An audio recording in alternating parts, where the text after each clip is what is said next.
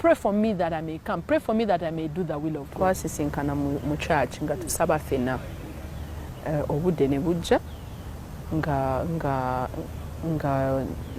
ntegeka mbaga nentegeka mbaga abantu ne bava Kigali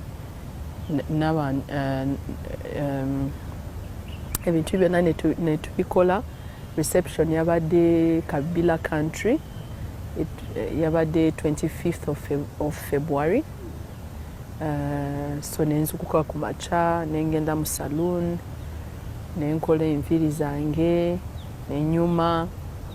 So on the way ne bankubira ne bangamba fena tuli wano ku church naye nga musajja talabika.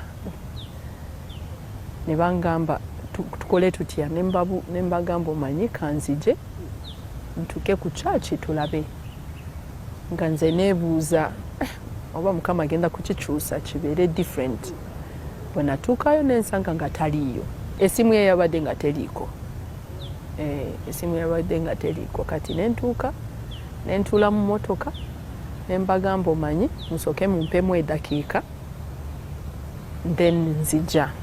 Because either way the priest yabadde nga yagambye tugenda still ku holding a service even if omusajja teyajja. So I sat in the car nensaba ngamba Mukama nawulirako mu kigambo kyo Isaiah 43 ng'ogamba I will be with you in the waters no mu muliro ngenda kubeera naawe. Kati bino bimpitiriddeko simanyi oba mbiyita omuliro simanyi oba mbiyita amazi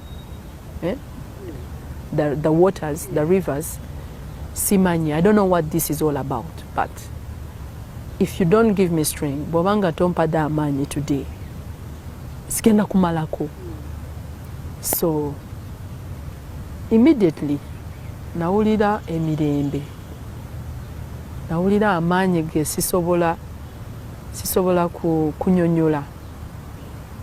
I can't explain it, but I felt strong. Kati nenvaamu ne tuyingira mu church ng'abantu batudde, priest ali ku altar but an empty altar, omusajja nga teyajja. Kubanga singa wabadde ng'oli muntu mulala ofuna mental breakdown, but somehow nabadde nga I am strong. So nentuuka ku altar nyambadde ekiteeteeyi, omwami taliyo, family yange gyonna weeri. Nentuula ne batandika service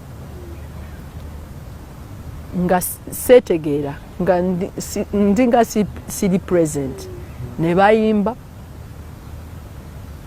priest n'abuulira. After that ne bampita ku altar kunsabira. So nagenda ku altar ne bayita all my parents to come and pray with me. Kati after that ne tufuluma ne tukwata ebifaananyi naye nga abantu balooza ndooza ono agudde ddalu naye walimu amaanyi. Katonda alina amaanyi. That's the truth. Like for real, Jesus gives you power and strength.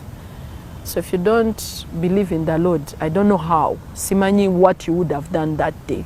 So the truth is ne tukomawo twabadde nga tubeera Nigeria. So ne tugenda Nigeria ne tutuula eyo. Kati ne mbagamba omanyi ne bambuuza tugenda kukola reception oba tetugenda mu reception. Ne mbagamba reception tugenda kugenda. So from there I first asked them musobola kuntwala ku hotel we waliwo abazadde so kenjogereko nabo before. Abazadde basaidi yo babo mwana abasaidi bange. Kati nengenda nenjogera nabo nembagamba omanyi mugume omanyi Mukama agenda kukola ebirala. At the end of the year I prophesied into my life and I said, you know, there is power. The power that I have strength and joy right now when things ebintu tebirina sense. I know this same power will do something for me. so nembabulira naye nga balaba ono ndooza yalaluse oli mugumu lwaki how nga everybody is expecting that I'm going to break down 1 minute or the other I'm going to break down but mukama yampa amaanyi nenguma. After that netugenda mu reception nenja mu gown nenyambala changing dress natambula ne taata wange netuyingira ne taata wange ne ba flower girls abantu ne basituka ne bazina. Basically everything went on just minus the man. We cut the cake, we ate the food, we danced, people gave the speech and I was the last. And the people that kept on giving speeches nga bagamba I think today the Lord has sharpened you like a double-edged sword. The strength, the courage, eyo subi jolina, esanyu jolina. We have never seen this before. Nga bantu bagamba bino tubimanye mu movie. Is it real? Is it for real? Then abantu ne bagenda. Nange nengenda waka. The following day I went to Jinja with my friend who decided to stay by my side. We are making fun of it. They are like, let's go for honeymoon. Okay. So we went to Jinja. I was there with people who love me.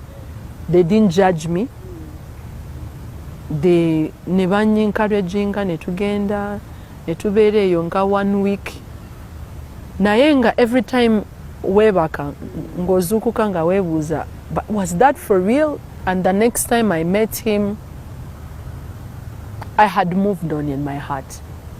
Because after you didn't show up to the altar, after you didn't come, what else? You owe me nothing, really. What else would we talk about? Wamulabye yatambude bawe teyaze. You can't believe, and people will have all sort of things. They will want to exalt shame in your life. Babagala kokogerako and all this, but it was a year to me that made a turnaround in my life. Tusisinkana yakola nembaga nange nakola mbaga, and we were in the same church for counseling. We met high and tetwachogerako. We tried to talk before netugamba tusisinkane somewhere tuogere so that we put the past behind us. He moves on and I move on. Naye teyaza namulindanga twice nga talabika. So I moved on and I was like, all right.